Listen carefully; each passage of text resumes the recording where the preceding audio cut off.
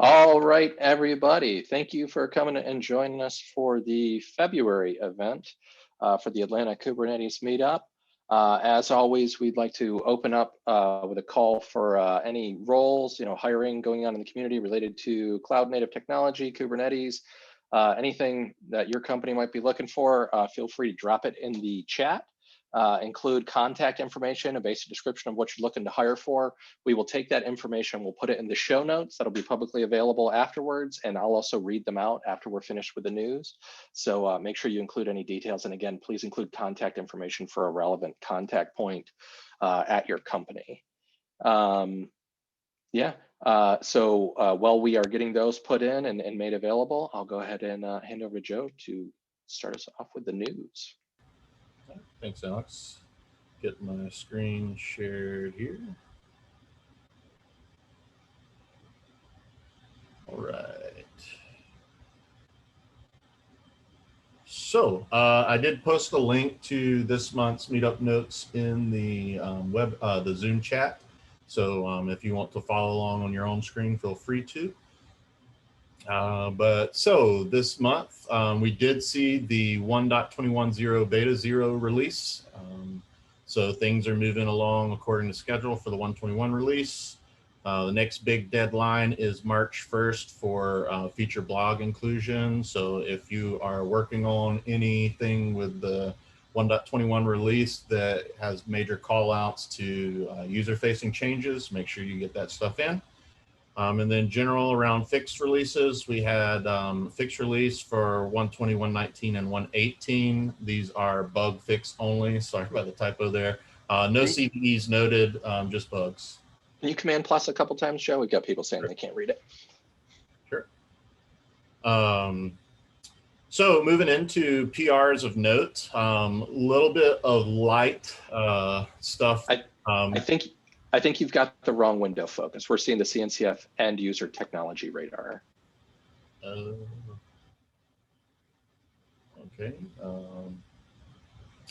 Let me see if I can stop sharing for a second.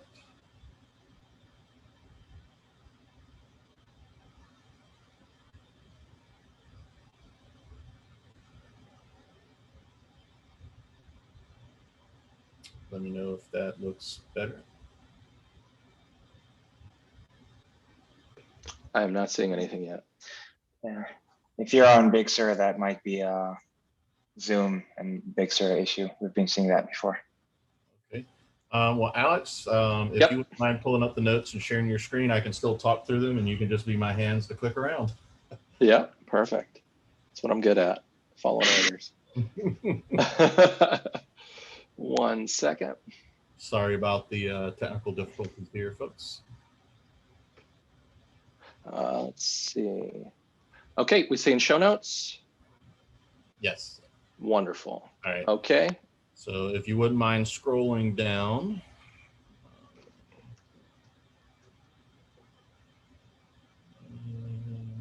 Right about there. So PRs of note, February being a shorter month, generally we're going to have a little bit less stuff going on, but there were a couple things that I wanted to call out here.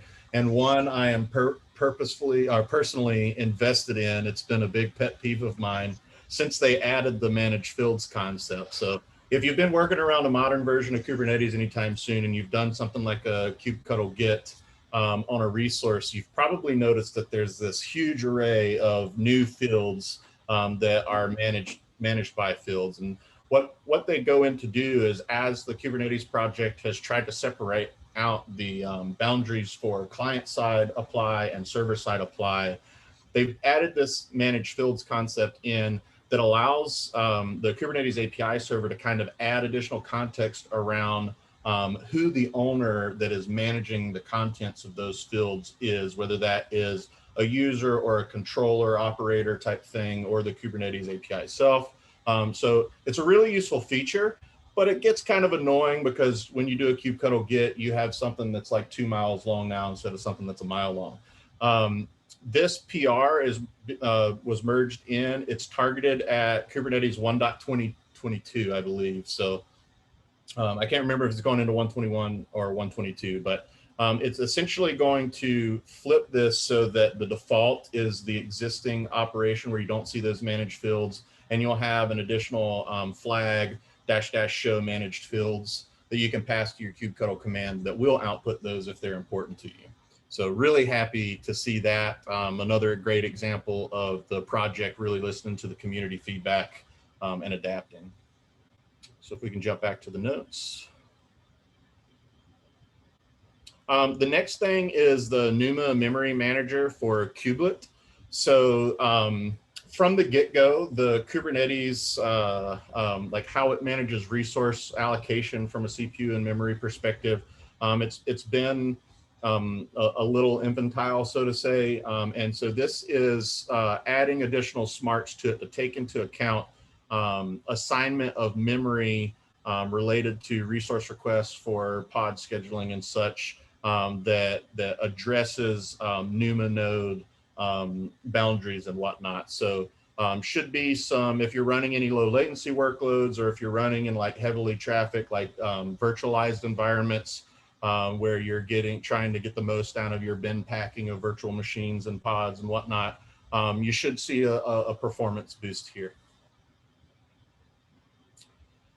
Moving into promotions here. So this is just something that's kind of small, just kind of tracking things that are going on. But with some of the new stuff going on for 121 and on, this is graduating some of the existing resources, in this case, the pod disruption budget. It is graduating to like GA. The reason to call this out is if you have any older API references and things of that nature, like maybe start paying attention to that. Or if you were holding off using it because you have really strict rules of only using like GA resources and whatnot, maybe now this is another tool in your arsenal to help with resiliency with your applications.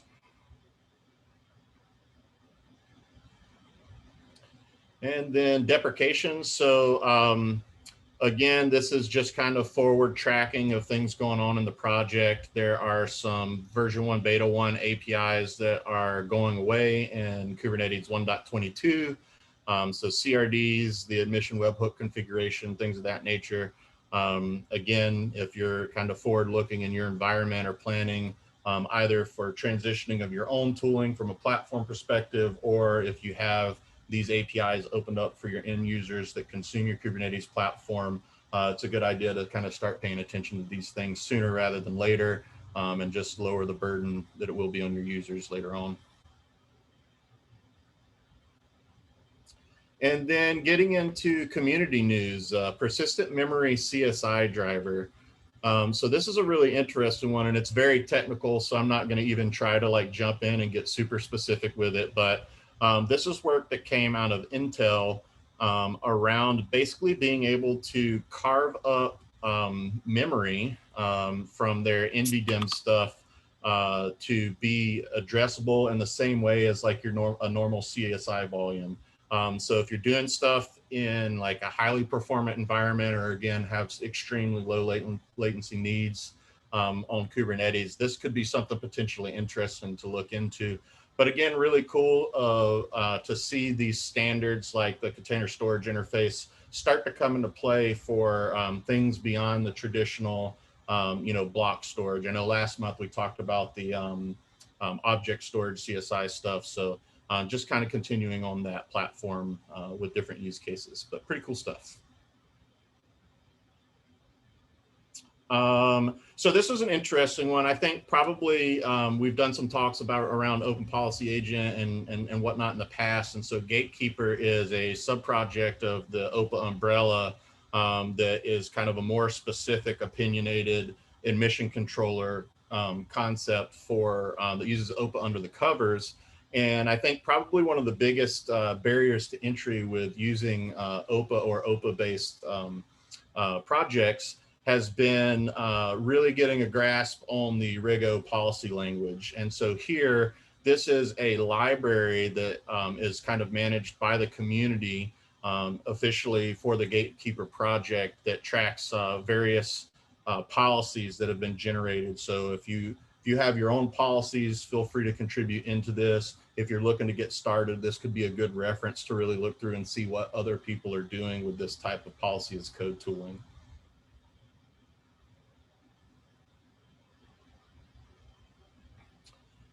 So K-filts, this is an interesting one as well. I know myself personally, I'm a big customized user for managing, production deployments and things like that for Kubernetes workloads. And more than once, I've come to a scenario where I want to apply a patch, or I want to do some type of substitution, or I want to prioritize the order in which resources get applied to a cluster. And so K-filt is kind of a tool that you can use really with anything that deals in raw YAML artifacts here, but it allows you to filter the resource types. So say you have a single manifest that has 10 different resources. It has your RBAC stuff with your cluster roles, your role bindings, it has your deployment, it has your config maps, it has secrets, like all that in there. You can use K-filter to kind of filter out what resources that you want to interact with. So if you only want to perform an operation on, say, config maps, you can use K-filter to filter that out and whatnot. And it works in the typical kind of supply chain of like what Kustomize and kubectl deal with, which is taking in standard in and passing out to standard out. So you can, basically pipe this into your existing workflows and utilize it that way, which is pretty cool.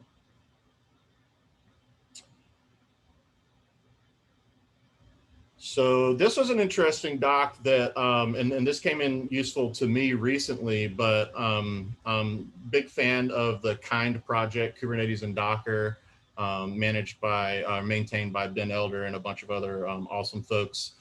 Really useful for local test environment for Kubernetes, or running different CI tests for Kubernetes-based projects. But there's some stuff here around multiple clusters and whatnot.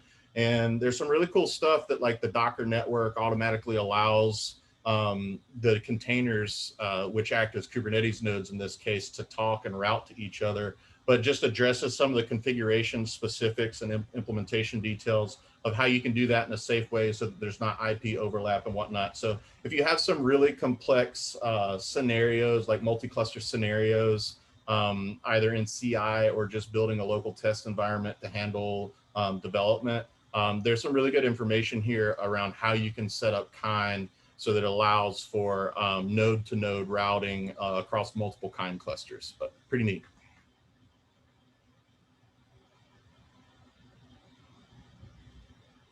And then this is a super cool thing. The Cilium project, they just keep doing really cool stuff that always impresses me. But I think if anybody has taken a look and gotten to the point where they're looking at Kubernetes network policy, most folks have been like, man, this is kind of complicated. And it gets really hard to visualize, like, what does this look like, in an allow list or deny list method, and what do I start with? So this is a tool that the Cilium project came out with that, one, helps you visualize what those rules look like as far as what your inbound, outbound, what your filters and different things like that are. But in addition to visualizing it, it will also allow you to kind of click around in this interface to build out something that matches your logical workflow that you want.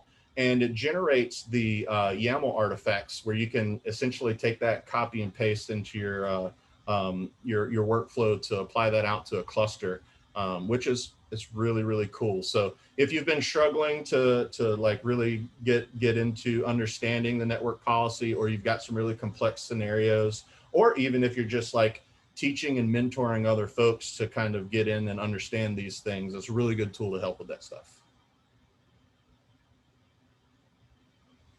And then the last article here gets, this is from Daniel Mangum, who is, I believe, one of the head maintainers of the crossplane.io project, which is some really cool stuff.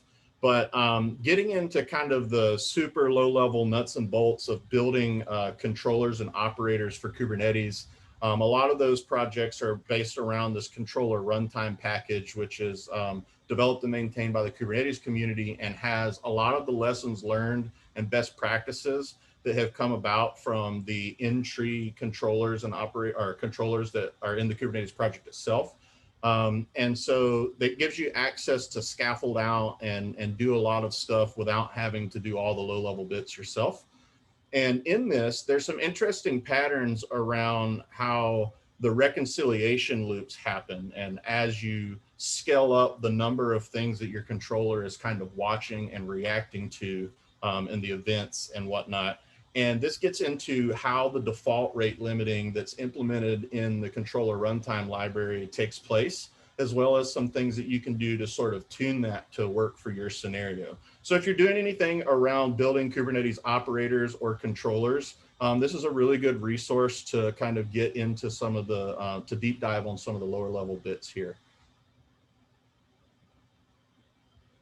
And that wraps up this month in Kubernetes from a news perspective. So back over to you, Alex. Awesome. Hopefully I was an adequate Vanna White there. So it looks like we've got one announcement here for some hiring going on in the community. Magno, and I apologize if I butcher your name, Logan, announced Trend Micro is doing some hiring. It looks like it's in Canada. Hopefully that is remote. We don't want anybody leaving Atlanta for some dev, some ops, some security engineer roles, all working around EKS, containers, general Kubernetes stuff. And I will repost that link. And again, as a reminder, that will also be available in our show notes. That'll be publicly available and posted on the Meetup. So before we move on, as always, I just want to give a thank you to our sponsors. Thank you to SalesLoft again for providing the Zoom and covering things like our Meetup dues and all of that fun stuff. They let us keep, along with all the community members and great people coming willing to speak, they let us keep doing this every month. So big thank you to SalesLoft.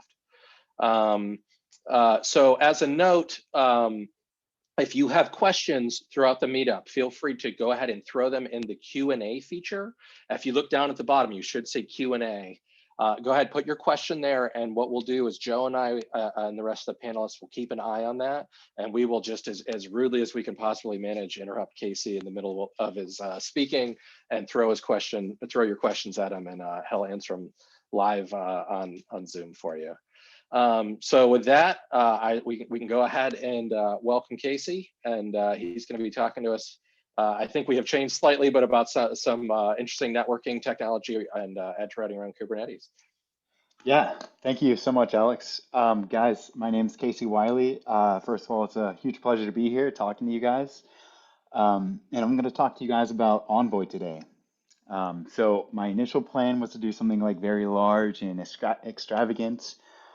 But, I thought that, I should start at the basics. This is my first talk at my new company. I'm going to get into that in a moment. But yeah, today we're going to talk about Envoy. And it's kind of going to be a reflection of my journey, my own personal journey in Envoy as well. So let's go ahead and begin. So I'm Casey Wylie. I'm a field engineer at Solo. I'm about 2.5 months into it. I came from Red Hat, and I have an application developer background.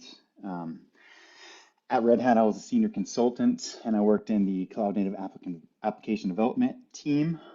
And I also worked on Patternfly, if you guys have ever used Patternfly, which is a front-end React library. So one thing at Red Hat is between we consultants would go off on these engagements with these, like these large companies, a lot of times OpenShift or whatnot. But in between engagements, you would always be tasked, or I would always be tasked at least, with ramping up on Istio. And after ramping up a few times, one of my tasks was to provide enablement materials in service mesh. So I was trying to, like reach out and get deeper into service mesh rather than what the docs say. And I kept finding, these blog posts and these articles and these books written by a guy named Christian Posta. So I reached out to him. At first I was just asking, if he could explain a little bit more about some of these, deep networking concepts he was talking about. Eventually, like I was hearing about all this deep stuff, and I realized myself, I want to get, I want to be a real expert in this. I feel like I'm pretty much, a generalist, other than I guess my application development skills and my past, whatever, 7-8 years I've been mainly on application development. But then about 4 years ago, I switched over to Kubernetes. And I felt, like I have a really good concept of it, really good at creating pipelines, Tecton, Jenkins, but that was kind of my flow. And then, once I realized I really wanted to specialize in networking, I decided I really wanted to come over to Solo. And that's where I am. And I've been here for about, like I said, 2.5 months now. And I myself, unfortunately, not yet, am no expert in Envoy. So this might be a little bit, rookie of a talk for some of you guys. But the people I work with at Solo are 100% experts in Envoy. They contribute to Envoy upstream. They can contribute to Istio upstream. And if I could just give a shout out to them, those guys I work with are very, very good, very talented, very driven, and a really good team. So with only 2.5 months into it, I'm getting into it. I'm spending, about 10, 11 hours a day in Envoy, but no expert. But I'll definitely, Alex, let me know when these questions are coming, and I'll do my best to answer them. But yeah, that's kind of the beginning, and now I'm going to go ahead and share my screen.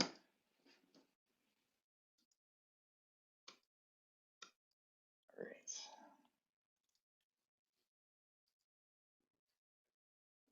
All right. So Envoy.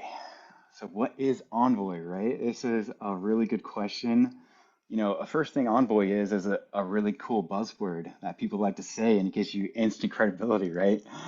But even beyond that, it's something else. Envoy is a cloud native, high performance middle and service proxy. Envoy is hosted by the CNCF and is written in C++. And as we get into this talk, I'm going to kind of go into some details about Envoy's performance, why you may choose to use Envoy, or if Envoy doesn't fit your use cases. But Envoy is highly, highly configurable dynamically and statically. Um, and and yeah, I mean, Envoy is, a relatively new thing, highly configurable. And also, oh yeah, I remember what I was about to say. Highly performant. Envoy takes a lot of steps once we dive into the threading model to make sure things function as similar to like single threaded as it possibly can be. And what this does is first of all, it reduces the complexity greatly. And second of all, it makes it highly scalable, right? If you're not really worried about your thread communication, if those threads can safely communicate, then you're free to go ahead and scale out horizontally. So let's go ahead and get into it. Right, so what's so good about Envoy, right? And I would have definitely been asking this question, about 3 months ago. I don't know if I would have believed the hype, but now that I can kind of see the dynamic configuration, I'm kind of sold. But in my opinion, the three things that are kind of best about Envoy is one, the configuration aspect of it. The fact that it's statically and dynamically configurable means that you can create projects on it. And let's think about this, right? Like you use probably Envoy a lot. You use it in service mesh. You use it in API gateways, edge gateways. There's, Glue, Ambassador, like a lot of companies are using Envoy. And there's no question why. And in my opinion, one of those reasons is the dynamic configurability, right? You can set up a control plane, Envoy is your data plane, and you can manipulate how Envoy works, how it functions on the fly dynamically based on the needs of the user and based on environmental needs at a given moment. That, in my opinion, is, pretty great. Second of all, the scalability, based on the fact that Envoy tries to, be as single threaded and as non-blocking as possible, makes it extremely scalable. And then lastly, and maybe most importantly, is the performance of it, right? So if you're using it as an edge proxy or you're using it as a sidecar in your container, that's technically a network hop, right? So you do not want to sacrifice latency. You need this Envoy to be extremely high performing. You need it to scale. And that's what it does. And it has been architected with performance and scale in mind. And now let's get into that. So Envoy, first of all, I'm going to kind of speak to that static dynamic configuration. Yeah, it's extremely flexible configuration style, which makes it extremely extendable. This is the reason why you can build products on top of it so simply, right? You use Envoy as the data plane. You have a control plane that serves configs to the data plane. And then this data plane, once it's configured, can work the way you want it to work, right? Whether that's complex routing, traffic management.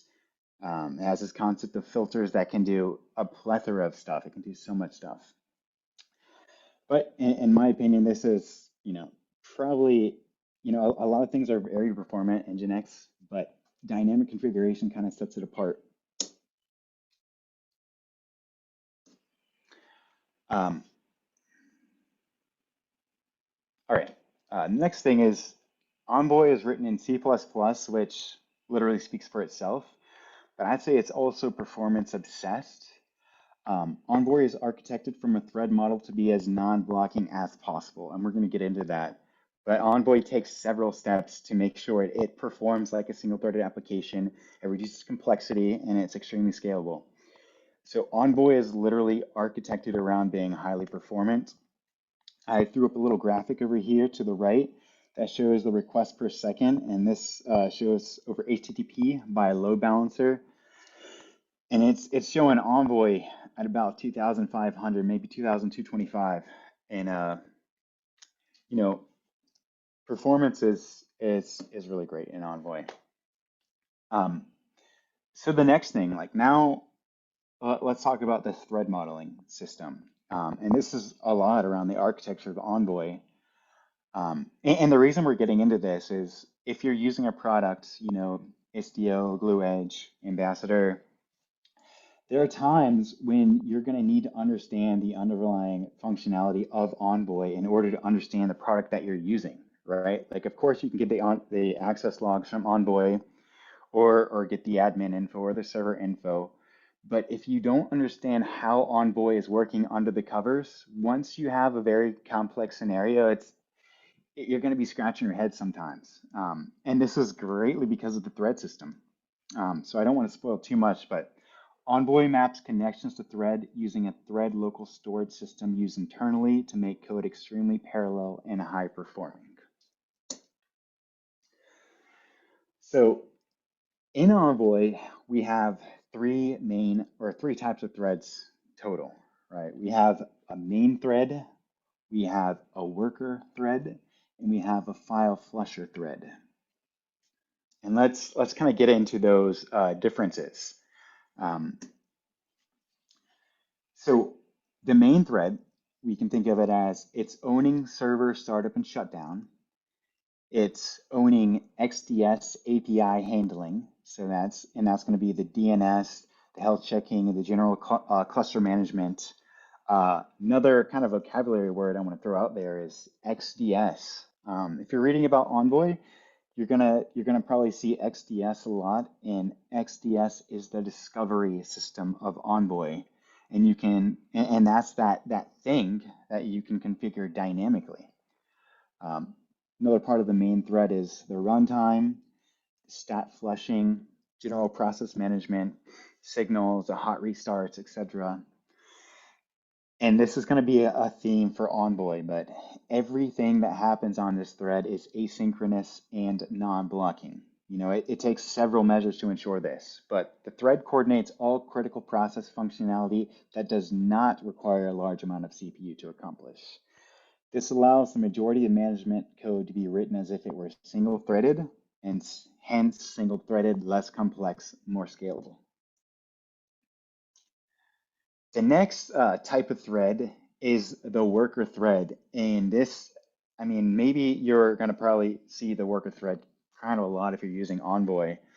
And that's mainly because Envoy has as many worker threads as there are hardware threads, right? So if you have a super beefy system, you can have 24, 36 threads. Envoy is going to have 36 threads. On each worker thread runs a non-blocking event loop responsible for listening on every listener and accomplishing new connections. This also allows for the majority of connection handling to be written as if it were single-threaded. So yeah, Envoy is going to throw down a worker for each thread that you can possibly have on your Envoy, which I want you guys to kind of think about because this is going to play a huge role in the behavior of Envoy, especially if you're doing something like, like caching something or doing something for a single thread. Remember, there are many threads on Envoy, so that's just something to remember when you're using Envoy. If you have a crazy edge use case where Envoy is working like you think it shouldn't work, remember like Envoy has many threads, many worker threads that is. And now for the bad thread, right? And it's not a bad thread at all. It's very useful, but it's the file flusher thread. Uh, every file that Envoy writes has an independent blocking flush thread. This is due to the fact that writing a file system cache files, even when using zero non-block, can sometimes block, right? Like you guys know that when you're writing to the file system, writing to disk, writing to anything, there's going to be a slight contention moment there. When a worker thread needs to write a file, the data is usually moved to an in-memory buffer where it's eventually flushed via file flush thread. This is one area in the code in which workers can technically block on the same lock trying to fill the memory buffer.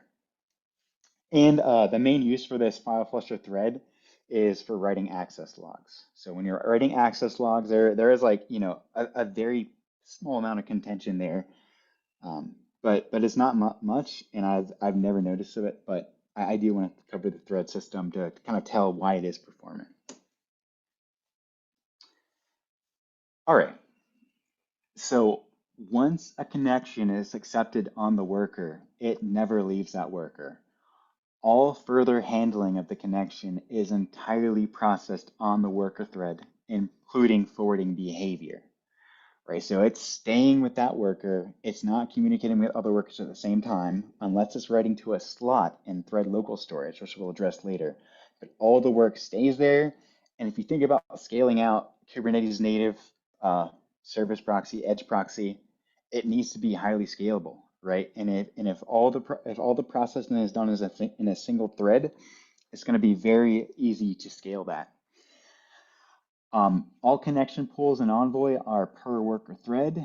And this is a slight example, right? In HTTP2, there is one constant connection to each upstream. So if there are 4 workers, there's going to be 4 connections to each upstream host in Envoy. And that's going to start speaking to this kind of concept of workers and the scalability and how it can kind of share work and do work concurrently.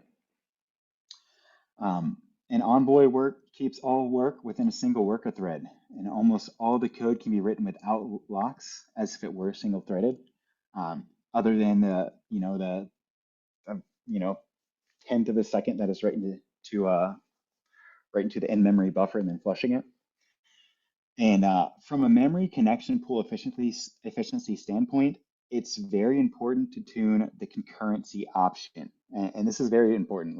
Like more is not always better in Envoy, because having more workers than needed will waste memory. It's going to create idle connections and is going to lead to a lower connection pool hit rate. So remember, you want your number of envoys to kind of represent the amount of work that you're doing. You do not want more. Like more is definitely not better. You want the right amount. So it's important to do load balancing. It's important to do your homework to make sure that you have your envoys set up correctly. So now, right, like Envoy is not perfect like any other technology. Like Envoy technically does block sometimes. It's very rare. It's almost never, but it does happen, and it's important to understand that. So Envoy is going to be blocking when access logs are written for a very small amount of time. There's going to be a lock to the central stat store during thread local stat handling, which is when it's writing its stats. When the main thread posts to worker threads, and that's through the thread local storage system, there's going to be a moment of contention, and also when Envoy logs itself to standard error. So Envoy is designed and based on the principles of concurrency, configurability, and scalability. But yes, Envoy technically has to block sometimes, but it's rare. And those moments of contention are minute. They're unnoticeable. Now, TLS, but not TLS in the traditional way of transport layer security, but we're talking about complex processing can be done on the main thread and then can be available to each worker thread in a highly concurrent manner. So this is how the threads are going to communicate with each other, and this is how the threads are going to kind of store data and let the other threads kind of capture this data. And it is extremely highly concurrent. A common pattern is that the main thread is going to do a little bit of work, and then that thread needs to update the other workers with the result of that work, without the other worker threads needing to acquire a lock. So it uses this thread local storage system. So code running on the main thread can allocate a process-wide TLS slot. The main thread can set arbitrary data into slots. When done, the data is posted into each worker as a normal event loop. Worker threads can read from the thread local storage slot and will retrieve whatever thread local storage available. So this is, again, the main thread does some work. It creates a process-wide lock. It puts into thread local storage, and then the other threads can read that data, and that data is then highly available. All right, gosh, I went through this really fast, but I still have more. So, one aspect of Envoy is configuring Envoy, and you might be asking yourself, like, why do I need something else, right? Like Envoy, if you never used Envoy before, it can be complicated, right? Although how you configure it kind of makes sense inherently. You're not just gonna like look at Envoy for the first time and say like, oh, that makes sense, and be able to kind of like write a YAML file. It does take more complexity. And for me, like, I always used to like to write, like React apps and deploy them in Nginx and use a multi-stage Docker file, which basically, you do the npm run build, then extract that build folder into a new container, copy it nginx.conf, right, into this new container that has very minimal resources, only what you need. Well, you're still going to need that, right? Envoy is going to be on top of that, kind of directing traffic, doing more things. So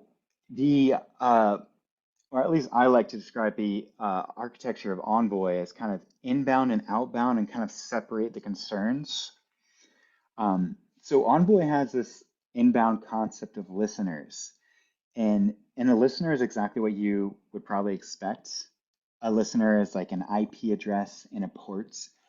And this listener simply tells Envoy where to listen, right? It's going to say, accepting a connection from here, from X. And that is the job of the listener.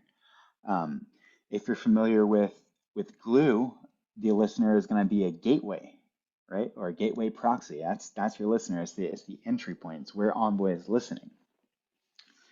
But then we have this concept of filter chains. And your filter chain is really where, I guess you could say, the magic happens. Filter chains can do kind of like, your JOT validation, your rate limiting. It can do DB connections, transformations, extracting tokens from the header and kind of rewriting those tokens in the header, matching on status codes. Like, this is your filter chain, and this is an awesome part of Envoy, actually, because it's so composable, right? Like, you can create filter chains in C++. You can create filter chains in WebAssembly, and you put them on the proxy, and then your request goes through that filter chain. So this is 100% how Envoy works. And then the filters, it has, HTTP connection manager, TCP proxy. But now let's talk about the outbound part of Envoy. So Envoy has this concept of clusters, which is pretty self-explanatory, but I like to think of them as kind of like all of outbound, really, as targets. Because literally it's a target for where you want your request to end up, where you want Envoy to eventually forward your request after it does all these cool filter chain transformations that you've done. And your clusters can be a static upstream, right? Like a website, like an IP address, something very simple. Be a console service, it can be a Kubernetes service. Your clusters are configurable, and they're composed of endpoints, and all this does is just tells Envoy where to route your traffic, right? So now I'm going to be showing you guys some YAML eventually, and I don't want to ambush you guys with it, even though I'm sure a lot of you guys will be just fine with it. But I want to give you guys a little bit of preference before throwing out YAML at you. And let's talk about listeners, right? So when you're looking at the Envoy configuration file, and if you're familiar with Envoy, you know the first line is going to be static resources. But right under your static resources, you have this listeners block. And the listener, like we said, is a network configuration, such as an IP address and the port that Envoy is listening on for requests. Here we have an example of an actual listener named listener_0. It's listening on 0000 on port 10,000. Yeah, and the listeners are not complicated. It just simply tells Envoy where to listen to. Now, the filter chains and the filters, like this is really one of the parts where Envoy really shines, if you can even pick one part, honestly, right? Because it's so good at so many things. It's so highly scalable. It's very performant, right? But the composable filter chains let you do what you need to do for your specific use case. And like I said, it's a set of filters, and you can just kind of snap them on, and your request goes through this request path, and it hits all the filters, and those filters transform your requests. Make external calls. Like if the load balancer counter, for instance, is going to be counting, maybe it's load balancing by IP address. It checks the IP address, throws it in a cache or something. But yeah, this is the concept of filter chains. On the filter chain, we're going to define virtual hosts, domains, and routes. And this concept of domains really, yeah, this concept of domains is going to come up a lot. And especially, like for some of these guys, some of these guys on the panel right now, if these guys are working at these large corporations, a lot of you guys are working at large corporations, you cannot have this asterisk, this star domain, right? That means all domains. You're gonna have, hundreds of domains, if not more. You're gonna have a ton of domains. But basically your domain is gonna tell you where to route the traffic to, which exact domain. Your path, your route path that is gonna tell you exactly which route to choose. And this can 100% include regex. But if you are new to Envoy and new to maybe a gateway proxy, an awesome place to start is just with your route matching the prefix /. And that just means match everything. And it kind of takes away the complexity. Once you learn it a little better, you start tweaking, and start creating a lot more complex matchers. Maybe you have, route tables that are delegating routes to other route tables, and that route table delegates to another route. But from the very beginning, it's just that /, which means accept all traffic. And then we have a host rewrite here, which is simply saying rewrite the host to www.google.com. And this is just one example of a filter. But yeah, I mean, you could rewrite it to google.com. You could start doing, you could start taking, you start checking request hits on your load balancing. You could do chat validation and kind of take the request token and then go ahead and validate it and send it through. There's a ton of things you can do. And then we have this concept of clusters, which kind of, it seems obvious, but I do want to kind of hit this because I'm going to be showing you guys a demo in a moment where I'm going to be using this exact stuff. So after a request matches a filter, the request is passed to the cluster. The cluster is defined by the host, HTTP/HTTPS, and the load balancing policy. And the reason I'm kind of showing you guys this right now is because I'm about to kind of launch a demo for you guys, and we're going to be using our clusters are going to be they're going to be actually Docker Compose services or Kubernetes services. I'm running it on Docker, so I'm using Docker Compose. But basically, your cluster has a name, it has a connection timeout, it has a type, has a DNS lookup family. It has a load balancing policy, which round robin by default, I believe. I'm pretty sure that's correct. And then it has your host addresses, your socket address, your port value, and your TLS context with your server name includes. And also that TLS context is obviously, it's not mandatory. It's just if you're doing TLS. And then you have your admin section. And the admin section explains where the where the admin endpoints are. It's funny I wrote that, but yeah, it's where your access logs are going to live, where your server info is going to live, where some of your stats are going to live. This is going to be how you can actually query Envoy itself when you're debugging. When this thing that was supposed to take you, you know, 2 solid hours ends up taking you all week, and you're like, oh, what's going on here? Start here, start looking at your access log, start saying like, hey, is the traffic I actually expected to receive, did I actually receive that? Or why is this request not coming in? Your access logs are your go-to. It's going to show all your traffic. It's going to show all the communication, and it's huge in debugging, and it's super necessary. In my job at Solo, we have, actually we have really smart engineers, and also our clients are really smart too. So the people that we're helping out. So you have to know, a lot about where to look, because these guys are very, very good, very experienced in Kubernetes. They're not going to make simple mistakes. Their mistakes are going to be very complex mistakes. So you have to get very deep or very very crunchy into it, like full algorithmic complexity, thinking about where things are going. But yeah, your access logs are your go-to. Check the access logs, super important. So now I'm about to jump into a demo that I've prepared for you guys. It's a super simple demo, but I think it's a cool demo that's going to teach you guys exactly how Envoy works. And in this demo, we are going to have 2 services. There are 2 Python services. Service 1 and Service 2 is what they're called. Services are co-located, running in a service proxy.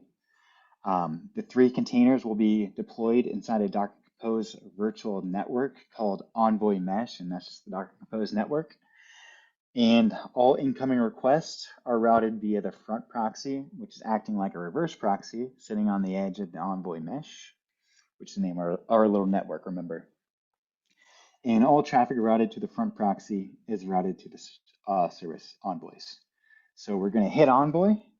Envoy is going to say, what should I do with this request, right? It's going to hit the listener of Envoy. It's going to say, what should I do? I'm going to route it down.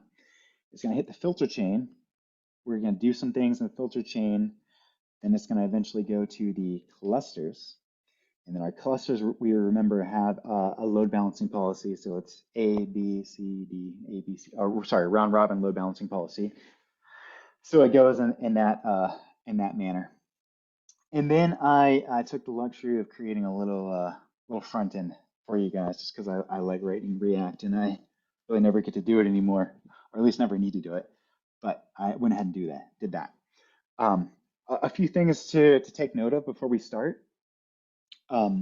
So the listeners are currently listening on port 8080.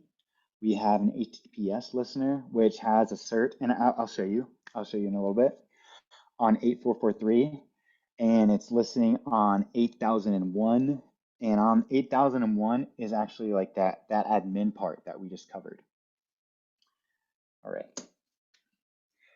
During this demo, I'm going to show you how to access routes via HTTP, HTTPS, how to use load balancing, and how to access Envoy admin to get information about good old Envoy. I think that is all. All right.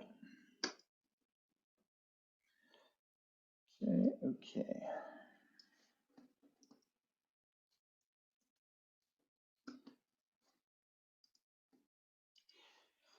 And that's. And before I start, I thought I wouldn't be able to kind of do you guys justice and give you guys as solid of an example as I could give on the filter chain. So I checked with these guys and they said they gave me the green light to show you guys a virtual service from Glue Edge. And the reason is, I mean, I work in Glue Edge every day, so it's going to be a lot easier for me to kind of explain this to you and kind of drive home this concept of the filter chain. But the filter chain, first of all, looks really similar to the Envoy config. You know, you have this virtual host, you have Hey, domains. So Casey, this is, yeah, real quick, could you increase the font size of what yeah, you're showing there? absolutely. Thank you.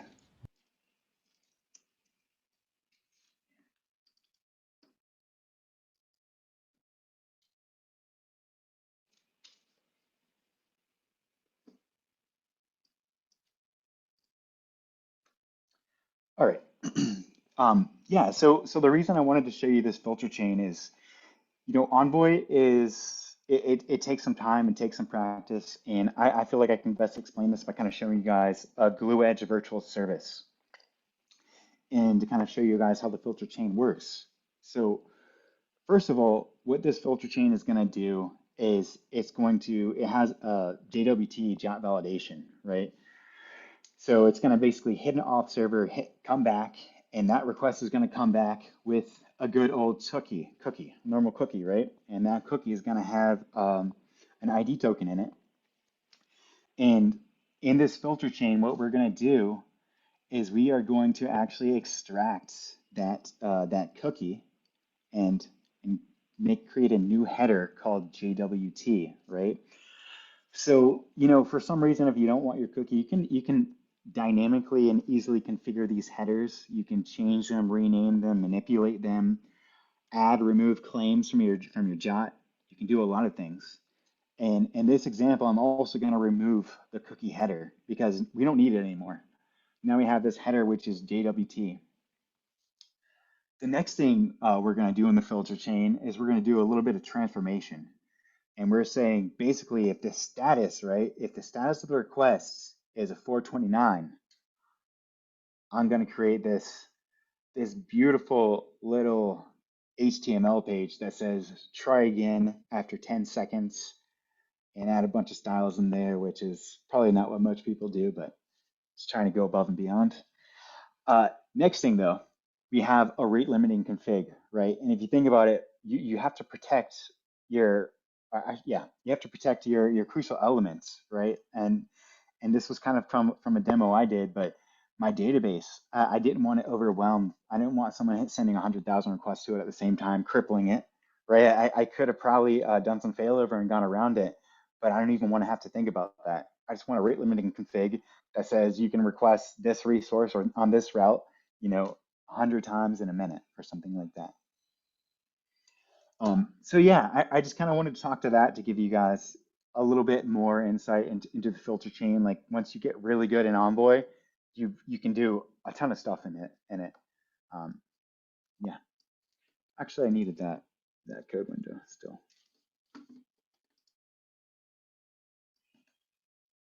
All right.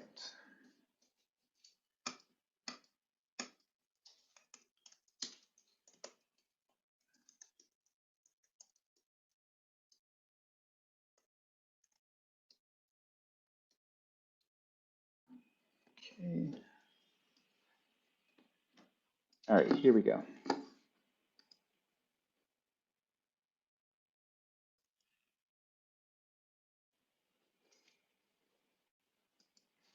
Just trying to find my window for a second.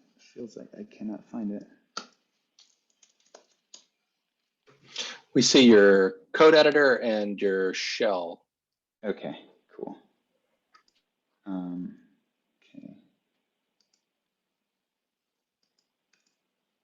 All right. Sorry, I cannot find it on my screen for some reason, which is strange. Okay.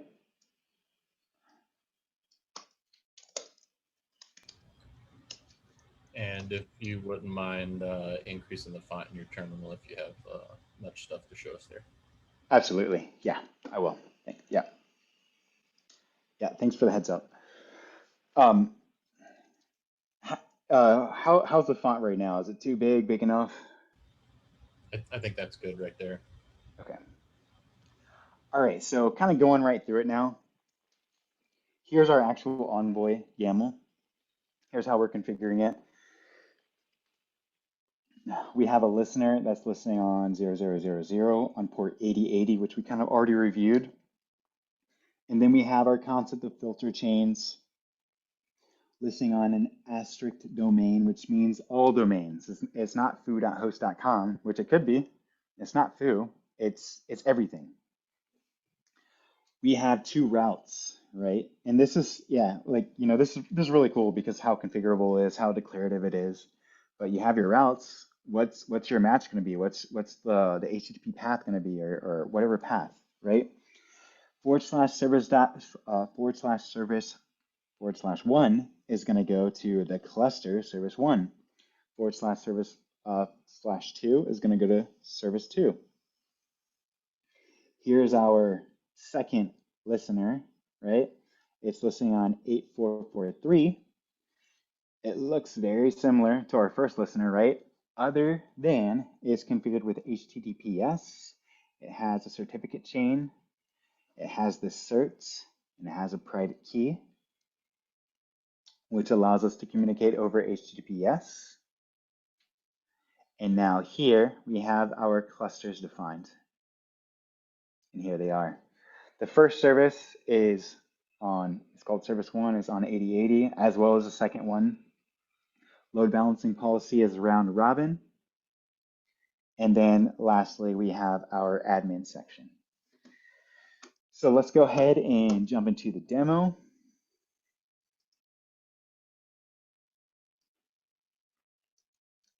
And before we start, I'm going to show you guys my setup. So what do we have here? We have our front proxy, right? Here's our Envoy. Then we have only 2 services, and one is scaled out. This one is scaled out just so I can show you guys how to do some load balancing and how load balancing works. But essentially we have 2 services, service 1 and service 2. All right.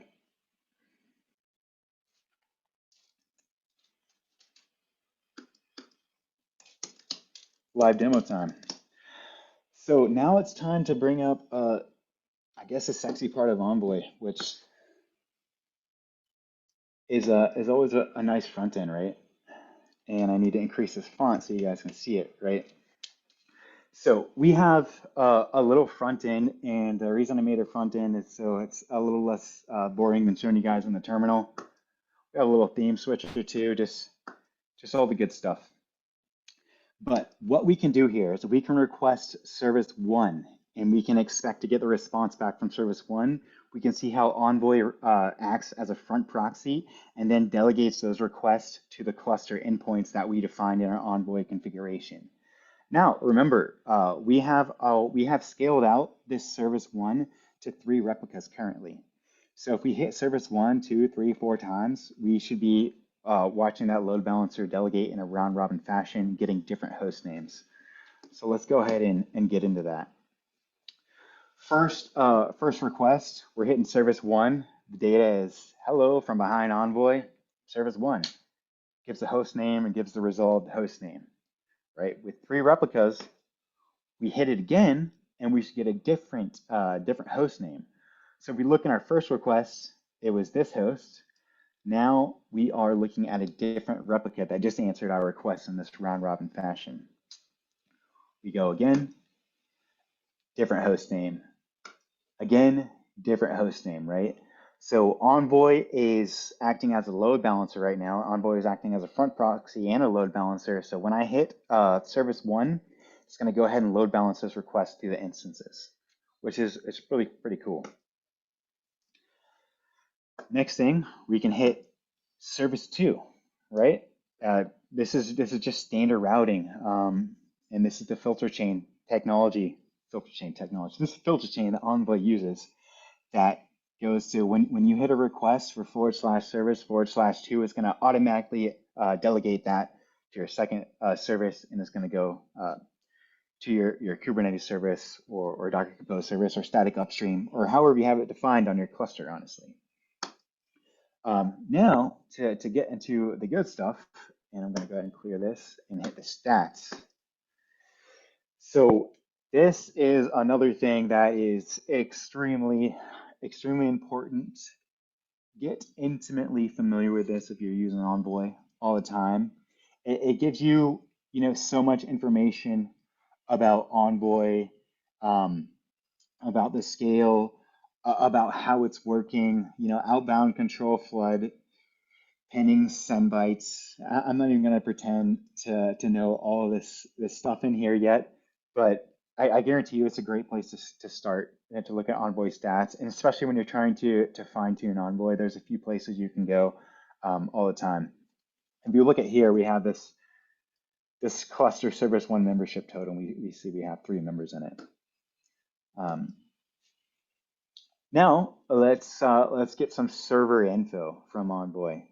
And I should have pointed out, so our Kubernetes services are running on the listener on port 8080, and our HTTPS is running on 8443.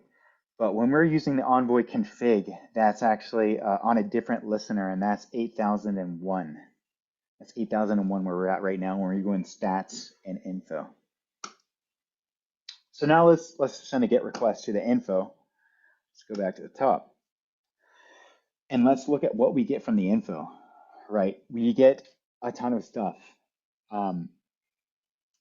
This info is really going to kind of tell you how Envoy is configured and above all, kind of speak to how you can start debugging Envoy, speak to where to look. And yeah, this is the input that's called server info, and it gives all the info in kind of a dump of Envoy. And it's going to give you a ton of information.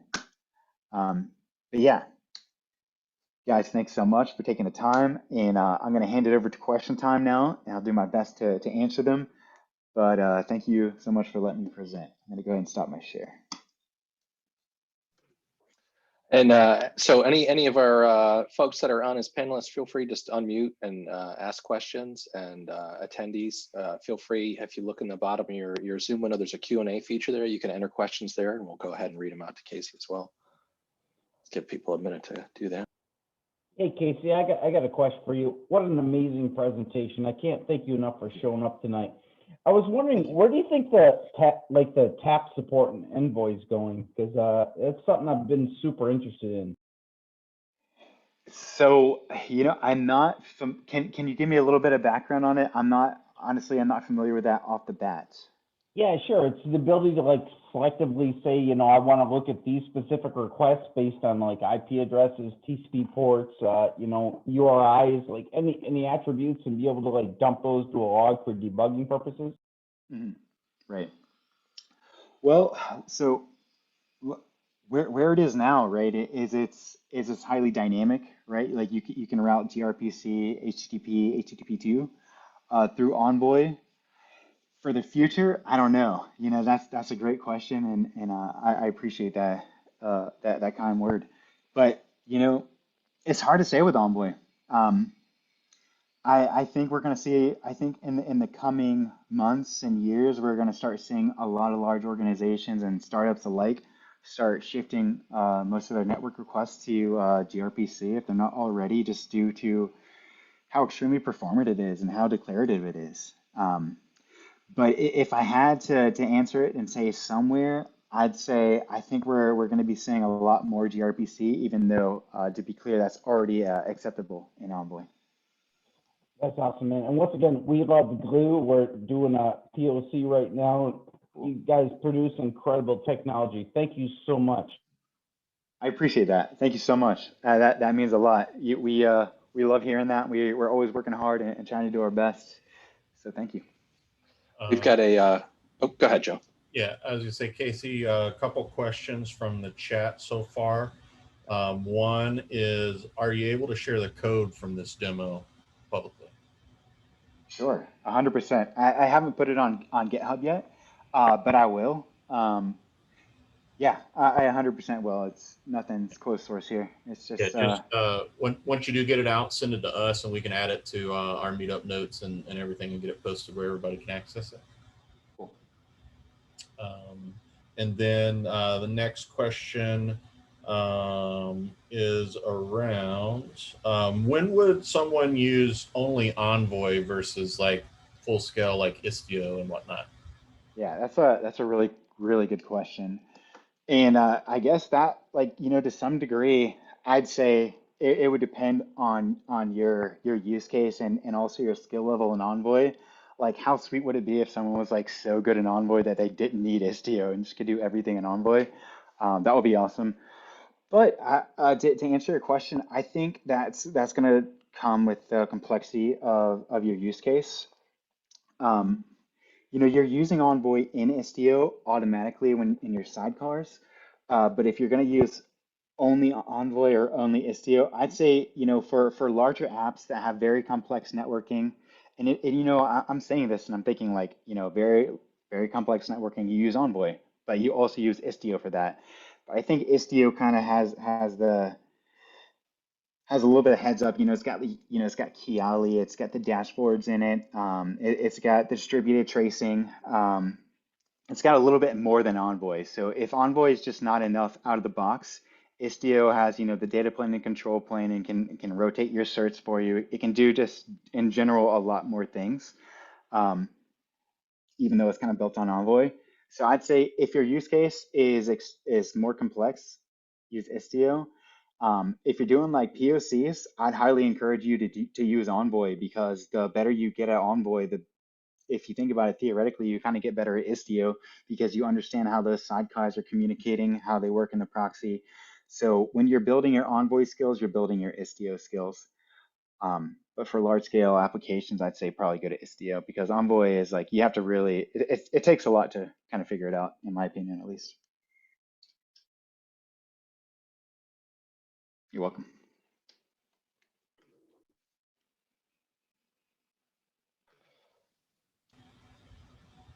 Okay, I think that's all the questions that we have in line right now.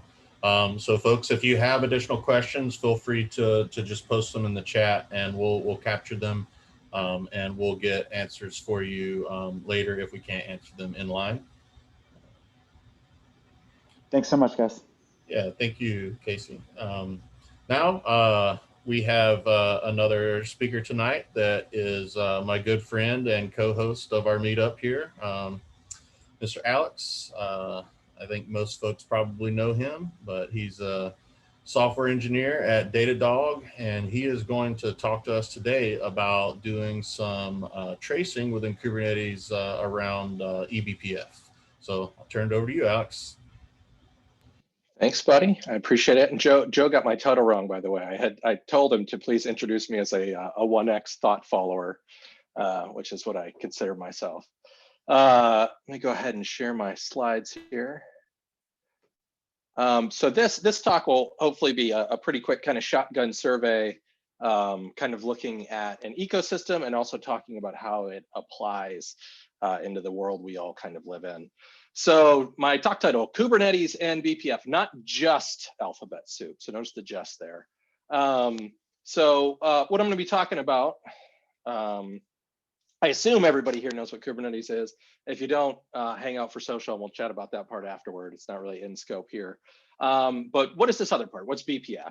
So BPF stands for Berkeley Packet Filters. And you'll see here I have that marked as saying it's legacy. And the reason for that is the community has really moved away from using BPF as an acronym and has kind of just started to say like BPF is a name unto itself. BPF means BPF. It doesn't mean anything else. So kind of talking about what BPF was, it's important to talk about what it is. It started off really focused on network observability and tracing and kind of manipulation. It's that traditional feature set is used in tools that all of us are already pretty familiar with. So like TCP dump uses BPF. Wireshark, the PCAP library that backs Wireshark, is based on BPF. That's what it uses to capture packets flowing across network interfaces as well as it does. So BPF has been around for quite a while. Kind of what we're talking about here is really a feature set called eBPF. Now that got added later. That was added in Linux kernel 3.18 in 2014. You'll hear people kind of interchange those. People just call it BPF. And really, unless somebody is specifically talking about the legacy software behind it and like kind of the older use of BPF, if you hear them say BPF, they really mean eBPF. And eBPF took it from being just a piece of tooling focused on networking and packet filtering to taking the approach and widening it out to kind of a more generalized tracing and observability tool in Linux.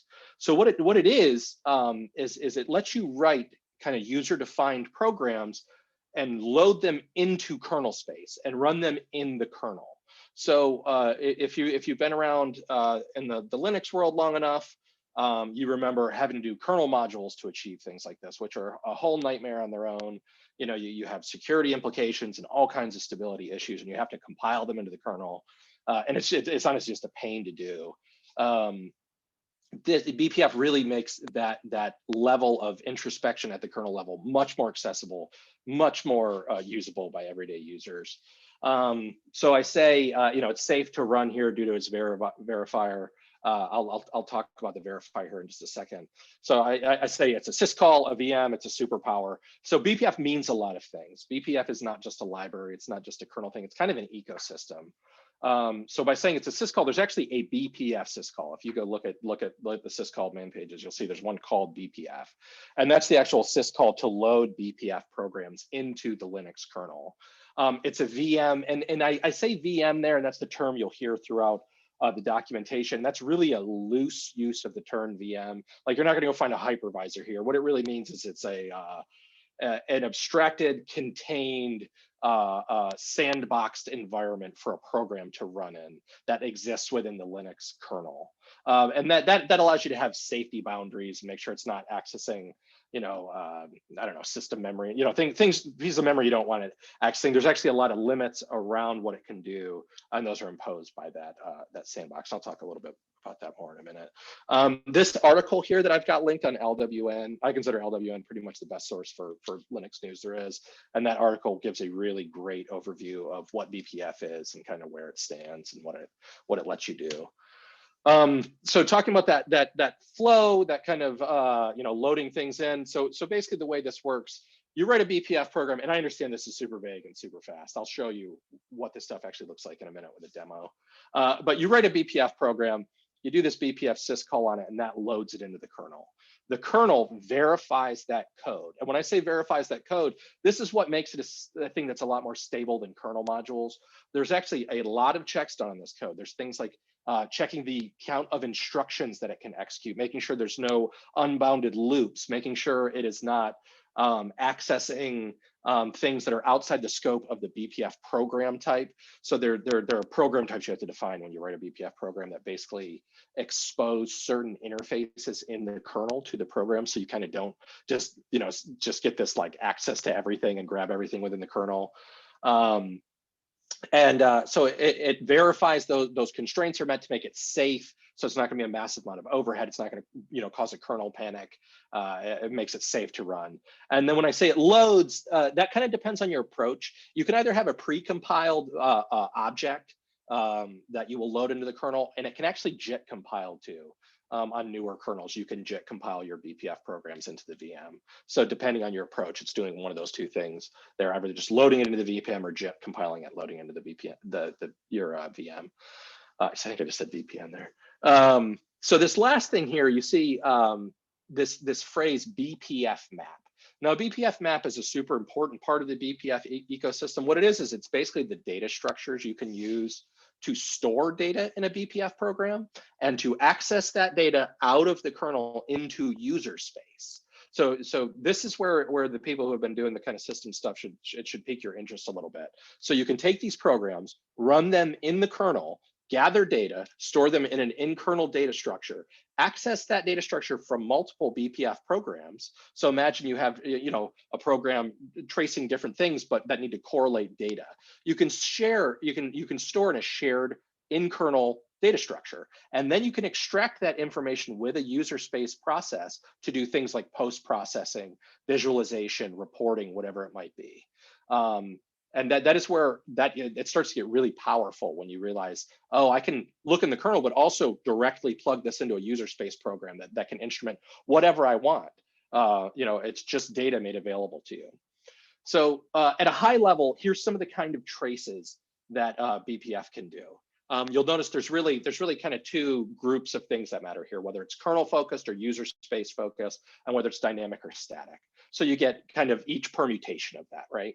So a K probe, the technology for a K probe was actually added in 2004, which you'll notice was before eBPF by a good bit. That is technology that was added by IBM to the Linux kernel for a piece of technology called D probes, which is an older kind of tracing technology. That same technology is used by BPF to trace Linux kernel functions. So basically what happens is you write your program and you actually target a function within the Linux kernel code. Like literally, you go find the function name in the kernel code and say, when this function fires inside the kernel, I want you to instead, at the point that the execution calls that function, go and call my BPF program first with the parameters that were passed to that function, and then hand off back to the Linux kernel function that was tagged. I think that's called a trampoline function, is what people call that model. There's also, I don't have it written out here, but for both K probes and U probes, there's this concept of a return probe. So a K ret probe is the opposite of that. It's when your marked function fires, then call my BPF program with its return signature. So you can imagine you pair those together, you get a K probe and a K ret probe. You can, every time a kernel function fires, get its parameters and then capture its response codes, which starts to let you do some pretty sophisticated instrumentation. U probes are a similar idea. Those were added in 2012. And what those are for with the ePBF, those allow you to do similar targeting and tracing of arbitrary functions. Mind you, what I mean when I say dynamic is I mean that this code knows nothing about BPF. You are literally going into the kernel and kind of watching its execution and saying, when some random function fires, give me data about it. You can do that with user space code as well, using U probes. Again, that has U return probes, U ret probes is how they're written out. And that's actually what I'm going to demo to you just here in a moment. Now with these dynamic probes and tracing, super powerful stuff, but they're also fragile because, again, like I said, it doesn't know about BPF. You are writing code to address a specific function signature within the Linux kernel or within a user space code. If that function signature changes or its return signature changes, which I guess is technically part of the function signature, your BPF program will break. So you are tailored at a specific signature, which kind of binds you to versions. So static trace points are what fix that. So in the kernel, static trace points are a stable ABI. They're actually coded by the kernel developers, and these are guaranteed to be stable across versions. There's a lot less coverage because they have to be specifically written into the kernel code. So these do know about your tracing technology. You can actually see these, and let me jump over here. Do you guys see my my shell here? Yeah, no? Yeah, we see it. Okay, cool. So you can actually see these. You can see all trace points available to you if you just, and let me preempt this a little bit. If you just, of course. If you look in sys kernel debug tracing events, these are actually all the categories of trace points that are available. one interesting thing here, this is a slightly older kernel, but there's actually trace points for BPF. So if you have like a security engineer who's like terrified about you running BPF programs, you can say, oh, hold on, it's cool. I can trace the execution of BPF programs and let you know if somebody is doing that. So you'll know whenever it's running. So don't worry about it, it's cool.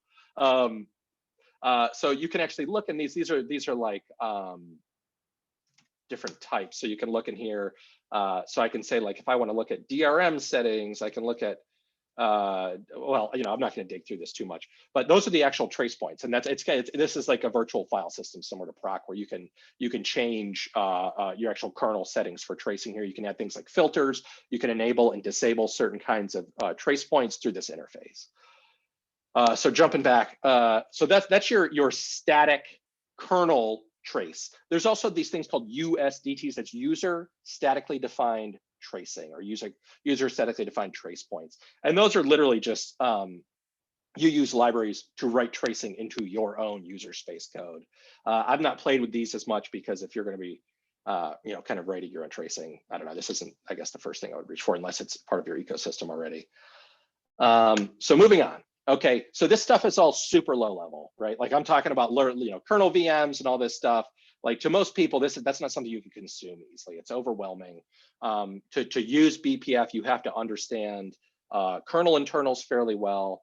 You need to be comfortable, running like LLVM and Clang compilers and things like that. You have to write C code to write your own BPF programs. Actually, I think at the last BPF summit, or the only BPF summit, there were people talking about, I think they've actually got tooling around being able to write them in Rust now as well.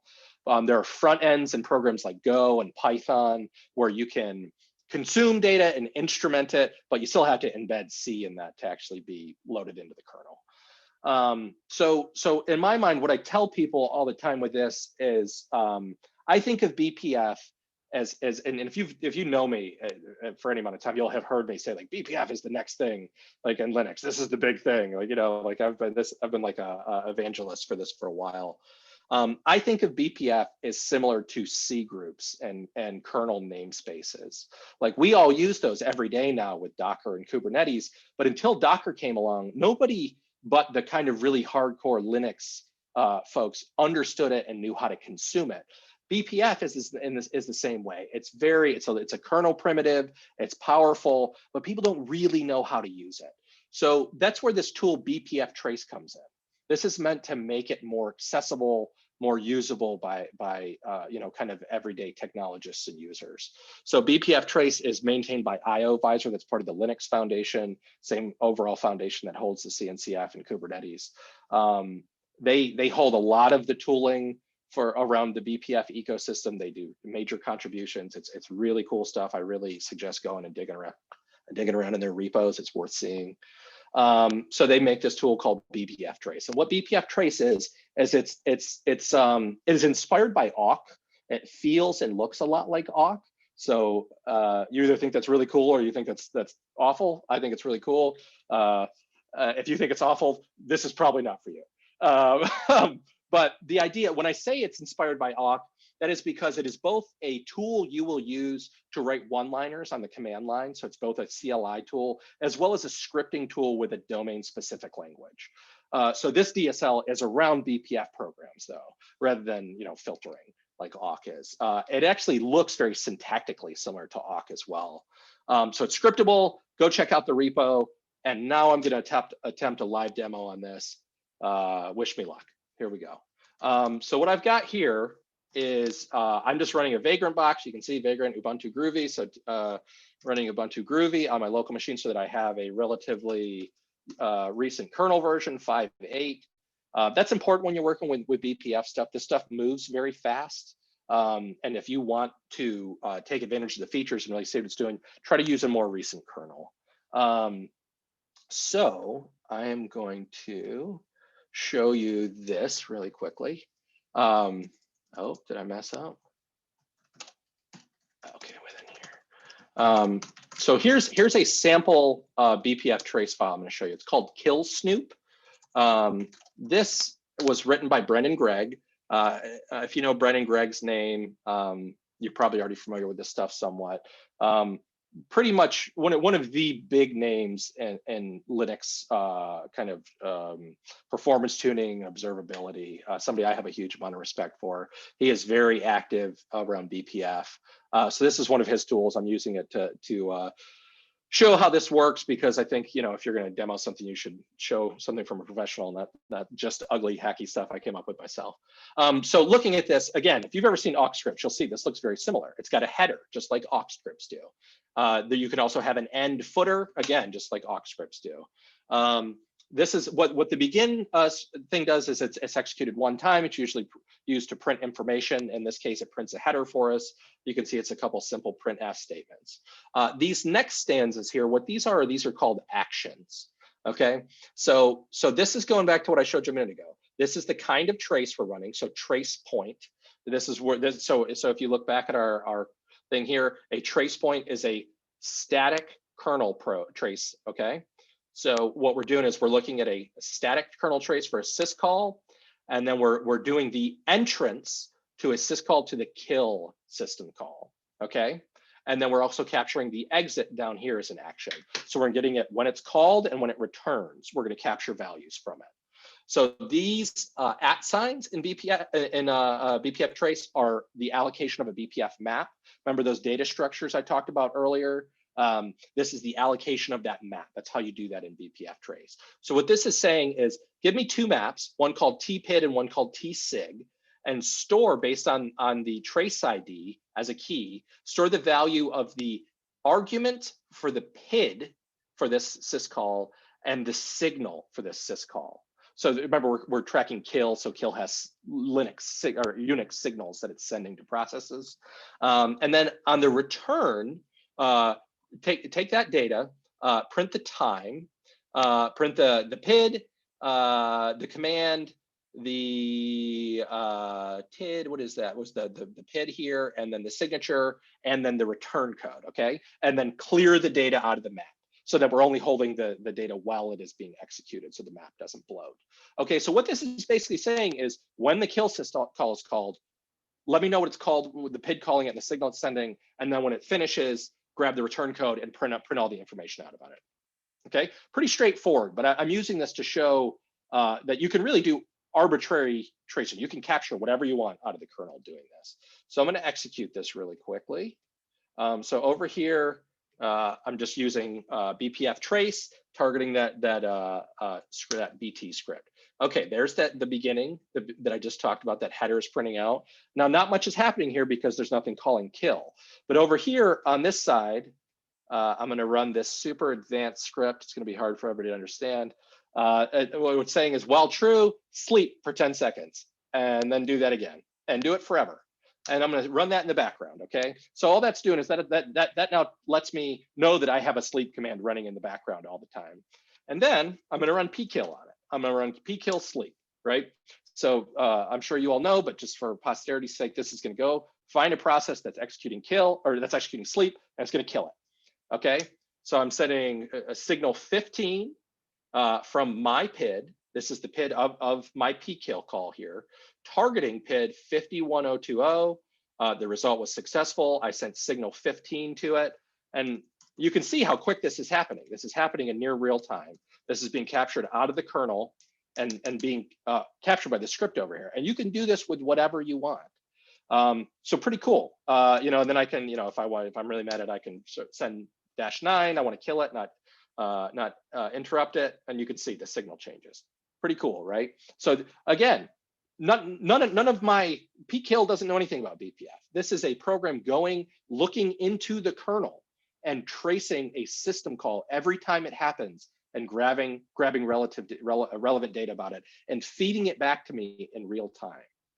To me, I see that, and that is like mind blowing. This is obviously a pretty simple explanation of the power, but you know, it gives you an idea of what's going on here.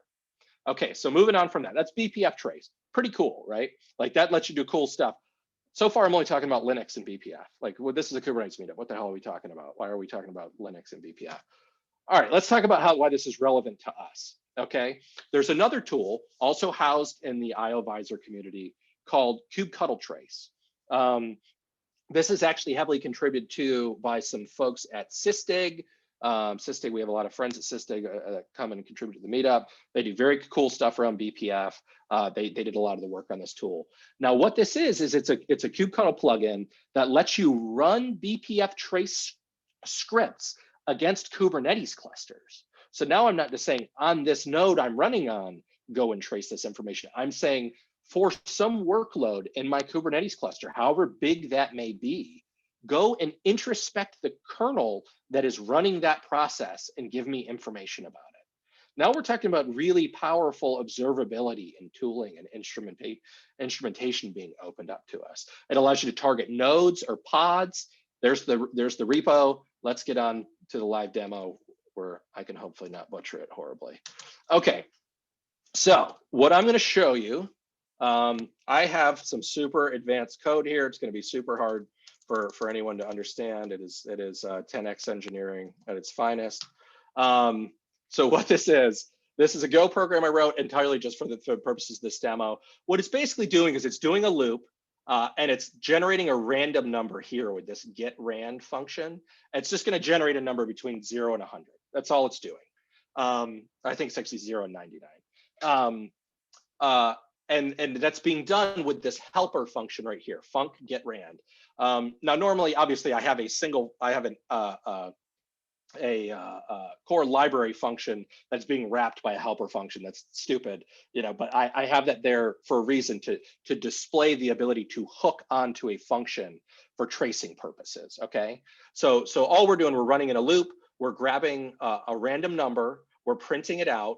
Then we're sleeping for 250 milliseconds and we're doing it again. Okay, super simple.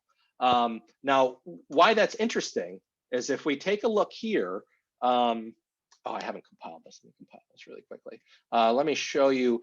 Here's an actual important thing to point out. Here, if you start playing with this stuff, this is something that might bite you. You see I have this GC flags -L set. GC flags will pass the flags you specify there down to go compile. So when you do, go build, go compile is a facet of that. And if you need to pass flags to go compile, you use GC flags. What -L does is it disables inlining. It disables function inlining. For those of us here who aren't computer science people, what function inlining is it's an optimization feature of your compiler that says basically, hey, idiot, you should not have put this code in a discrete function.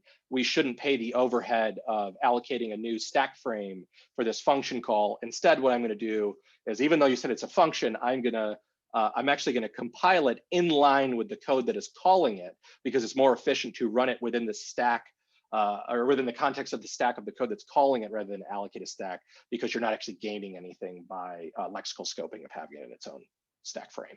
That's what's going on there. So I'm saying, hey, don't do that because I am a 1x thought follower and I know what I'm doing better than you do, stupid compiler. But I'm actually doing that because, let me show you. So now we have our binary. So if I look at this with NM, this is LLVM NM, and what it's going to do is that's going to dump our, that's going to dump our symbol table for us. And let me just grep out of here, and you can see, oh hey, now I can see the symbol for main.getrand, and I'll actually prove it to you really quick. If I remove demo and run go build without the inline disabled, it doesn't exist. Or I'm an idiot. Here we go, and run nm again. Getrand's gone because it inlined it. So let me fix that.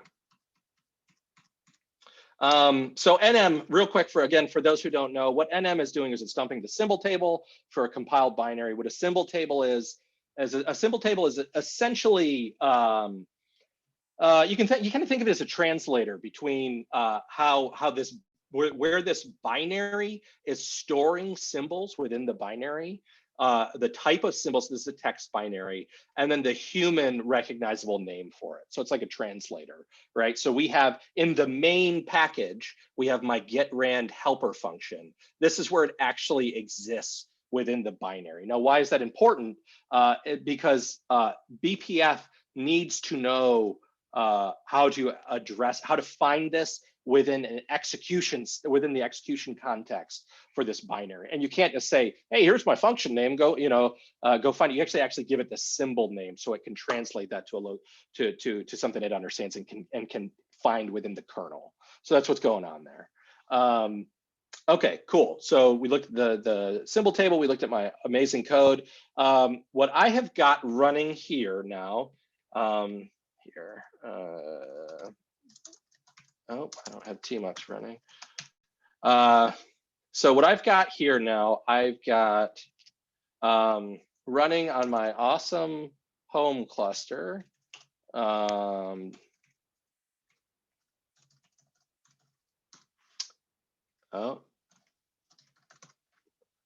All right, so I've got this pod running. That's just the demo app, okay? It's just the deployment running the demo binary I just showed you. We can look at it. Actually, let's just go ahead and follow it here. Actually, you know what? Let me do this. Okay, so this is our super elite, random number generator, plugging away, generating numbers to its heart's content. Okay, let me cancel that just so it doesn't burn your eyes out while I'm showing you the rest of this. So looking at this demo K, so this is our BPF trace script, okay? And this is written specifically to trace this code that I wrote. Now, again, I don't have a header or footer here. All I have is an action. So we're gonna look at this together and kind of piece out what it's doing. So it's a uret probe. So remember, a U probe is a dynamic user space probe, okay? And a ret probe means I'm getting the return codes, okay? So I am going to go find this application running within the kernel, and I'm going to inspect its execution context, and I'm going to find every time the function that is specified here, main.getRan, remember our symbol we talked about? That's how we target it. Every time we find that running, give me the return codes and execute whatever my code is here. Okay, now this middle part here, this is actually a really clever hack that BPF trace uses. What they're saying is usually this would specify the binary that it needs to go look at to go look up the symbols. What it does is it says, go look in proc and find the PID of the main program running in your container and check the executable out of proc to dynamically target that executable. Super clever way of doing that. And then find getRand in it. Okay, so then within that, I'm just doing a printf, okay, and I'm printing the return value. So remember, that's the random number we're generating. Printing the return value, I'm allocating a BPF map called return values, and I'm generating a histogram, and I'm sticking the return value in the histogram, and then these are just bucketing settings, okay? So go dynamically find this random number generator application, find its execution context, find the getRand function live in the kernel where this is executing, and grab its return code out of thin air magically, and stick it in a histogram and give it to me. Now remember, this code knows nothing about BPF. It doesn't have instrumentation built into it. We are taking this out of the kernel on a pod that we are going to target across a Kubernetes cluster. That to me is like mind-blowing magic that that's a real thing. Let's see if I can actually make it happen. I've now sold it to you as if it's going to happen. Let's see if it'll actually do it. So what I'm going to do, let me just nuke my my demo pod real quick. Give that a minute to come back up. Let me get Stern running. That should die and restart, or maybe it already came back up. There it goes. Here's our new one. Okay, so I'm going to kill all my established traces. Okay, no traces were found. Now let's look at this really quickly. So kubectl trace, remember this is a kubectl plugin called trace, run against a pod that meets this selection. So I'm just doing here, I'm just doing a JSON path output for kubectl get pod, doing my label selector to find the pod, and just saying dump the name. So I'm saying target, based on a label selector, target my pod for BPF trace demo, and then run the file -f demo k.bt. That's what we just looked at together. Okay, and then follow it. So let's run that. Okay, so now I'm setting up a trace job, and I start to tail it. Now look, there's our results. We are, and if you have faster eyes than I do, you can see these are in order. So this is not sampling. This is grabbing the results from a Kubernetes cluster, going and finding the pod, going into the kernel, finding the execution process, and finding the actual functions. Oh, something blew up in my awful code. That was the code blowing up, not BPF. Yeah, okay. And these are real time. You can see these are being grabbed real time. Now the histogram part of it, remember I told you that we were building a BPF map.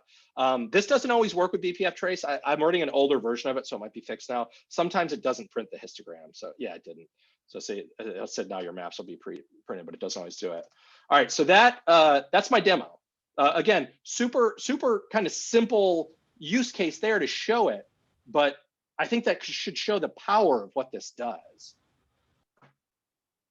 Real quick, and then here's a pretty picture. Somebody told me one time to always include pictures in your slides. So there's a picture of this is stolen directly out of the kubectl trace repo, and it's just showing the workflow. So you run the plugin, it creates a config map and a job, and it starts sending the logs back to you. It interrogates the control plane to find the pod. It runs a trace runner pod that is then run on the same node as your target, and is the thing that is actually installing the BPF program into the underlying kernel. So it's a privileged pod that's actually installing the BPF program into your underlying kernel for the node. It's how it discovers all that.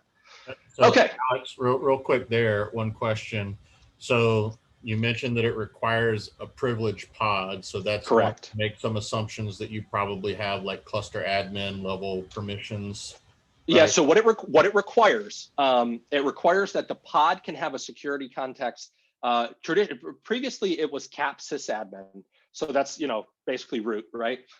They are working on, and it may actually be implemented now, a cap BPF specific capability that narrows it down so you can do all this BPF tracing, but you don't have the full wide open cap sysadmin. And you need the ability to run those privileged pods. So yeah, that assumes some significant level of elevated privileges within a Kubernetes host, which, thank God, right? Like you don't want some random user able to just go snatch things out of the kernel. Because again, you saw, you can just go grab whatever you want out of the kernel with this. Like root is real scary. Don't give it to people you don't trust. And so with this, there's no real requirements on what you have in your kind of client pod or where your app is running. It's mainly just the standard kernel requirements to meet having BPF in general on the underlying node the worker node, right? Exactly, yeah. It requires that the underlying node has a modern kernel, has libbpf, basically that the underlying kernel can support the execution of BPF programs. Yeah. Yeah, so by the way, open up for questions. Feel free to hit me with whatever you're curious about. That's all I had to talk about. Let's see, fair to assume this cool stuff is not available for Windows nodes. No, it is not, not to my knowledge. I mean, maybe Windows will implement BPF at some point, but this is very, very specific to Linux kernel technology. I would have also said that, like kernel namespaces and C groups wouldn't work on Windows anytime, and they run there now. So it may happen. Windows has really been making leaps and bounds of kind of keeping up with this modern tech stuff lately. So maybe soon, but not right now. No, that's correct. There's not. Magno, yes, exactly. Falco uses BPF very heavily. Let's see. What do you recommend as a resource for someone starting using BPF? There's a few books. Let me see if I actually have them here. Yeah, I do. Hang on a second. I keep stacks of books hidden just barely off camera all the time, and sometimes on camera. Here, this is a great book for learning to use BPF. This is, again, I just mentioned him earlier. This is one of Brendan Gregg's books, BPF Performance. My lighting is killing it. BPF Performance Tools. This is a great book that's going to give you, and it's basically an encyclopedia. It's going to give you a very strong understanding of what BPF is, how to use it and consume it. It is less focused on programming BPF yourself. There's another book, again, by those same guys who wrote kubectl trace out of Sysdig called Linux Observability with BPF. That's much more focused on programming BPF programs. So again, I would heavily suggest the BPF Performance Tools either way by Brendan Gregg. That's going to get you familiar with the ecosystem and consuming it. And then the Linux Observability with BPF by the Sysdig guys is going to help you learn to program them yourselves. Hey, Alex, one question from the audience. Would it be possible to target a function from a non-compiled program like Node or Python? It depends. I think it is possible. It depends on if you can get a symbol table for them. I know that like Ruby, for example, you can generate a symbol table with rake tasks, and you can target those. I'm not familiar enough with Node, and I've never tried to target Python, so I don't want to answer authoritatively, but I'm fairly certain you can. It's just a matter of getting those symbol tables. And then another one from the chat from our good buddy Eldon. Can I write my BPF code in WebAssembly? Oh man, I think Eldon's trolling me a little bit, but it's actually pretty cool in a way, because if you think about WebAssembly, it actually has a very similar ergonomic to it, right? Like you're writing it in different programs, compiling it and loading it into a VM to kind of do whatever. In that case, you're running inside of a browser, you know, to do arbitrary logic. So I don't know, some crazy person I'm sure will come up with a way to do it at some point. Well, actually, you know what? Thinking about it, WebAssembly has an intermediate object format that I think you can get with Clang. And I think if you can compile to that intermediate object format in Clang, you might be able to transpile it into BPF. I don't know. Somebody smarter than me would probably need to tackle that one, but the pieces are probably there.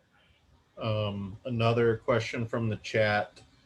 Can I use kubectl trace to get more data out of my K8s cluster logs instead of just using audit logs? You're not really going to use it to extract information out of logs. There are fantastic tools out there that do things like log parsing. Datadog.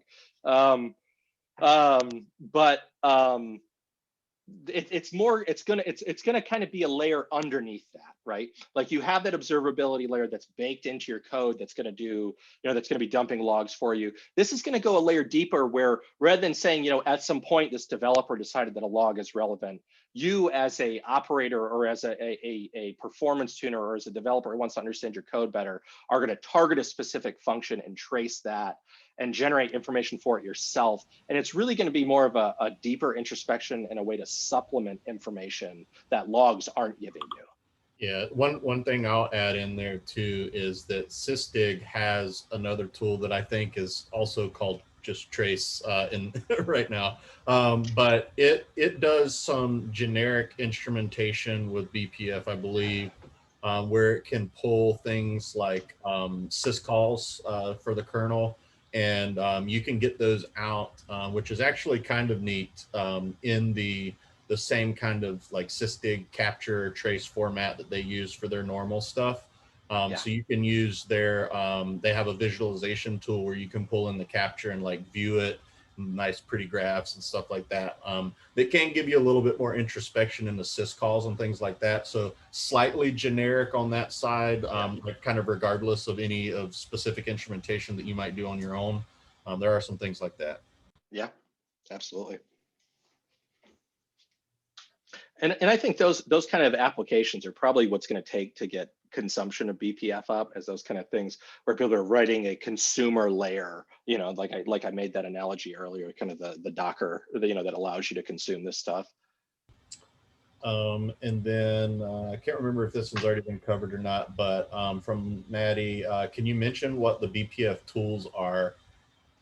Oh man, I mean there are many. I mean there are so many tools that have been written by that community. I mean, like I said, Brendan Gregg and the IO Visor people, they have piles and piles and piles of tools written for this for baked in troubleshooting. I wouldn't even honestly know where to, like literally. I don't know if you can see it. This diagram here. What this is pointing to different sections of the kernel and I guess user space and the kernel, and it is telling you all the different tools that you can use to introspect each one. Each one of those black or red, you know, words there are a different BPF performance tool. There are so many of them. It's almost impossible to you know list. And then I think we had another, if your function returns a struct, what will that look like in BPF? That's a good question. I'm not sure how you would tell your something like BPF trace how to understand it. You would basically have to write your if you wrote a BPF program, not BPF trace script, a BPF program, you could tell it how to parse the struct, I'm sure, and consume the individual values out of the struct. I'm not sure if BPF trace, don't take this as authoritative either way, by the way. I'm saying I don't know, not that I know it doesn't. I'm not sure that BPF trace has the ability to define structs and therefore consume individual fields of it. I don't know, that's an interesting thing. I actually may have to go play with that and try to figure it out. I don't know off the top of my head is basically the real answer. Another question, non-troll question from Eldon. Is there any ability to essentially have your BPF stuff execute like early in the boot process? Oh yeah, absolutely. You can execute BPF programs as you would any executable. So you can set up like in an init script, you can set up, whatever, any way you can normally run an executable, you can run a BPF program. So like Cilium, the Cilium agent, the CNI that runs on a lot of Kubernetes clusters, that's a BPF program, and that is any way you run any executable, you can run a BPF program. And you can also do something called pinning for the maps, where you can make the maps persist across program runs so that they're not deallocated and so they're not basically garbage collected. That might be the wrong term, but so that you can kind of keep that data flowing across program runs. But yeah, persistence is absolutely possible and can be executed at any stage that you can execute any other arbitrary binary.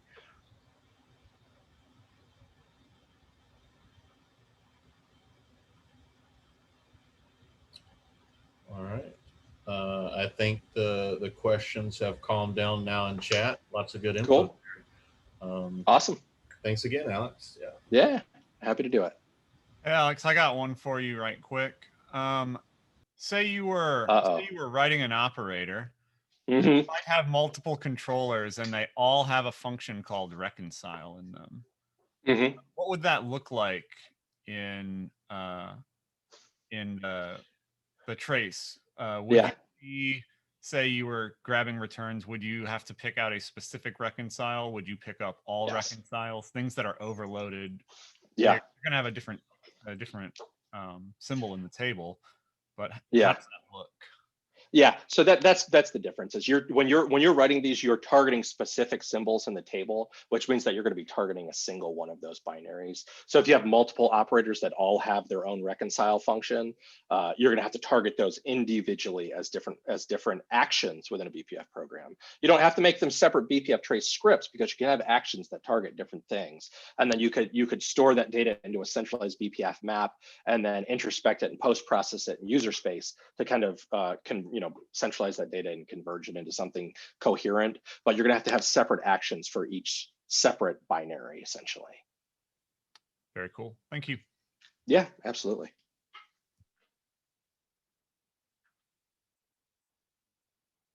Going once, going twice.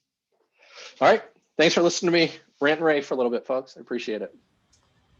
All right. Yeah. Thanks again, Casey and Alex. Great content at all. And just so folks are aware, we did capture the links to the sample code, both the kind of back end and front end pieces of Casey's presentation. Posted them in the chat here, but I'll also include them in the meetup notes. So keep an eye out there if you're interested in that. That being said, call for speakers as always. Like, please, people, we would love to have more content from our community. We are constantly out there looking for new topics and stuff to bring in experts from within the industry, but that has no displacement for content from our own community. So please, if you have anything that you're interested in, let us know. If you have anything that you've been waiting to share, please reach out to us. If you're uncomfortable or not sure like where to get started with doing a presentation, reach out. We'll help you, get stuff put together and whatnot. So that being said, we have our March meetup. Do we have a date set for that one? Don't have that date handy right this second. I think we have to lock in, finalize that with speakers, but it should be the 31st. That's the last Wednesday. Okay, there you go. So thanks for the assist, Alex. So it should be in and around March 31st. If anything changes with that, we'll post it on the meetup site. And then, as usual, thanks everybody for coming. Especially, we had a lot of really good deep content. So thanks everybody for sticking it out. We're going to hang around for some social time. We'll convert everybody over to panelists so people can turn on their cameras and their audio if they want to. If you don't stay around, thanks for coming out. We'll see you next time. If you do hang around, yeah, we'll talk to you in a second. Thanks, everybody.